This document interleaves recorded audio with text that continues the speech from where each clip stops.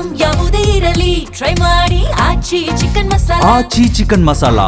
ಪೊಲೀಸರಿಗೆ ಕತೆ ಕಟ್ಟಲು ಹೋಗಿ ಮಹಿಳೆಯೊಬ್ಬಳು ಲಾಕ್ ಆಗಿದ್ದಾಳೆ.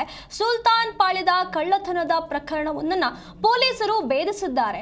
ಇಲ್ಲಿ ಅಸಲಿ ಚಿನ್ನವನ್ನ ಮಾರಿ ರೋಲ್ಡ್ ಗೋಲ್ಡ್ ಅನ್ನ ಇಟ್ಕೊಂಡಿದ್ದಂತ ಲೇಡಿ ಈಗ ಲಾಕ್ ಆಗಿರುವಂತದ್ದು.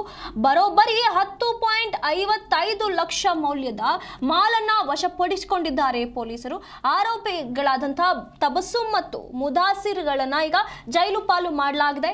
ಪ್ರಕರಣ ದಾಖಲಿಸಿಕೊಂಡಿರುವಂತ ಆರ್ಟಿ ನಗರ ಪೊಲೀಸರು ಇಲ್ಲಿ ರಾತ್ರಿ ವೇಳೆ ಮನೆ ಕಳವು ಮಾಡ್ತಿದ್ದಂತ ಇಬ್ಬರು ಆರೋಪಿಗಳ ಬಂಧನವಾಗಿದೆ.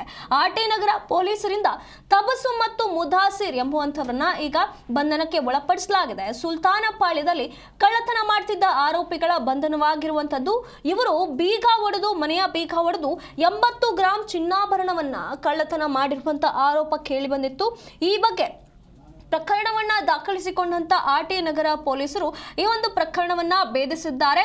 ತನಿಖೆ ವೇಳೆ ಇಬ್ಬರು ಆರೋಪಿಗಳನ್ನ ಪೊಲೀಸರು ಬಂಧಿಸಿದ್ದಾರೆ. ಈಗಾಗಲೇ ಆರೋಪಿಗಳಿಂದ 10,55,000 ಮೌಲ್ಯದ 75 ಗ್ರಾಂ ಚಿನ್ನಾಭರಣವನ್ನ ವಶಕ್ಕೆ ಪಡೆಯಲಾಗಿದೆ. ಇಲ್ಲಿ ಕದ್ದ ಒಡವೆಗಳನ್ನ ಖರೀದಿ ಮಾಡಿ ಐನಾತಿ ಕೆಲಸ ಮಾಡ್ತಿದ್ದಂತ ಆರೋಪಗಳು ಈ ಮಹಿಳೆ ಮೇಲೆ ಕೇಳಿ ಬರ್ತಾ ಇದೆ.